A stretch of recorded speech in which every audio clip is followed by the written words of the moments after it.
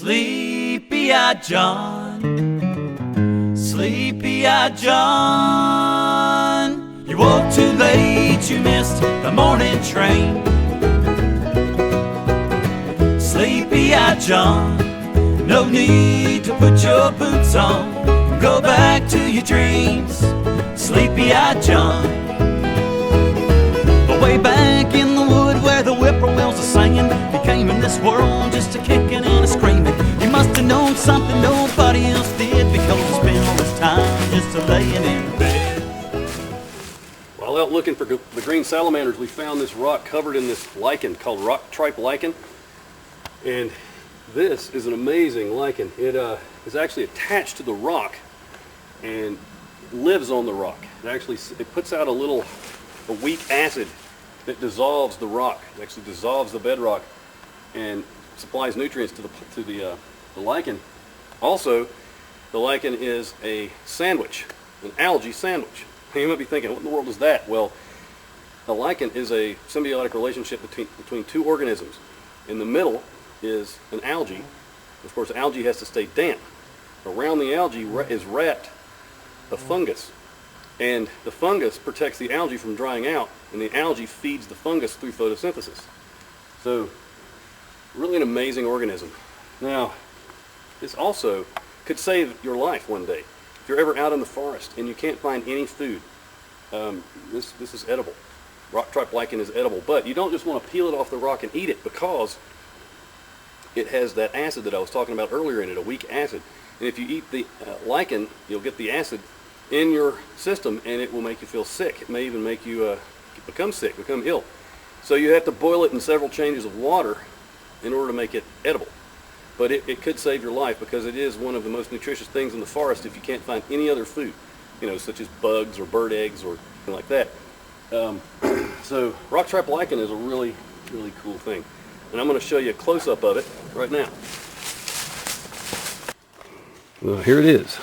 The outside is very leathery. The underside has this black velvet-like appearance. And it's attached by usually one tiny little stalk. It's hard to even see it, but up under there's that one little attachment point that attaches the lichen to the rock. And sadly, it's hard to find rocks like this covered in lichen anymore, because rock climbers will find a nice rock that they want to boulder or climb on, such as this, and then they'll take their tools and scrape all the lichen off of the rock. So if you're a rock climber, think about it. Think about what you're doing, because this lichen could take just a very long time to grow. This one piece of lichen might be 100 years old. It grows very slow. And right now it's all damp and rubbery, but when it dries out, it gets very brittle and breaks. It can just break off. So just be very careful. And really there's no need to go around tasting Rock Tripe Lichen, because it does not taste good at all. It tastes like plastic, really. It does not have a flavor, I don't believe. The one time I did eat it many, many years ago, it was not a very pleasant thing. So only if you are in a survival situation should you eat the Rock Tripe Lichen.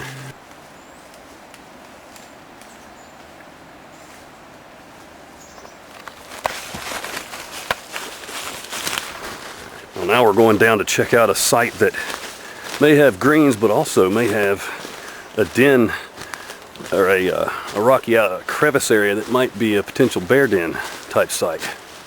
Who knows?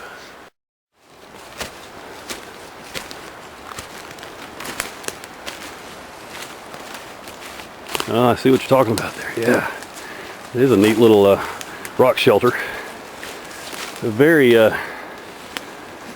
good possibility that something might decide to make a home in here. Huh.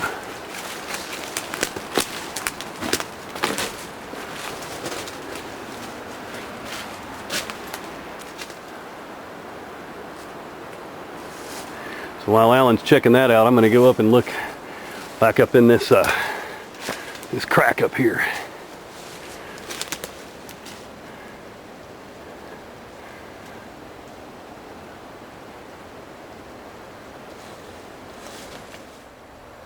It's awful small back up in there, but that doesn't mean that no one could live in there. There is some, well, I don't really see any tracks, but While we were walking through here, we discovered this deer scrape right here underneath this little white pine. And take a look at it here. It's a buck has come up and scraped the ground and left his hoof print right here. It's a big hoof print too. So they mark their territory using these scrapes, and they'll urinate in the scrape, and it tells everybody else that this is my territory, so stay out. Let me show you a close-up of that hoof print. There it is. It's a big deer. Look how much it pushed down into the ground. Very big deer.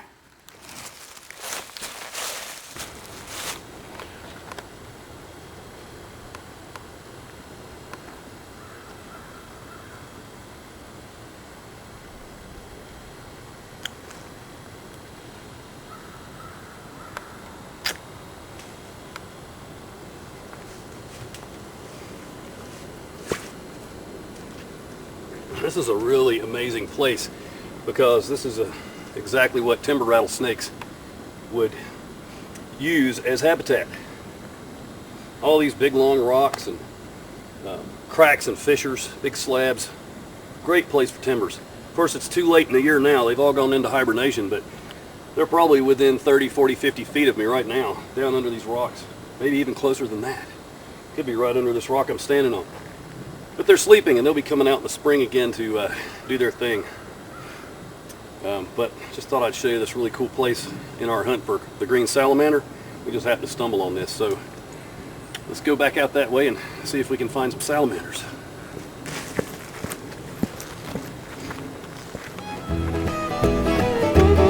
Well, sleepy-eyed John never did what he should. It's hard to be mad at a pig in the mud. He's no good, it's what people said. But you know he never ever did nobody bad. Some folks have a dream that they just can't shake. Oh, John's got a dream that'll never awake. When the morning trains come and the train is gone, oh, John's in a world that's all his own.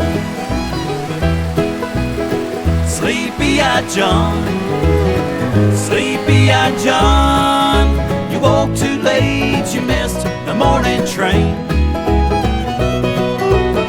Sleepy-eyed John, no need to put your boots on, go back to your dreams.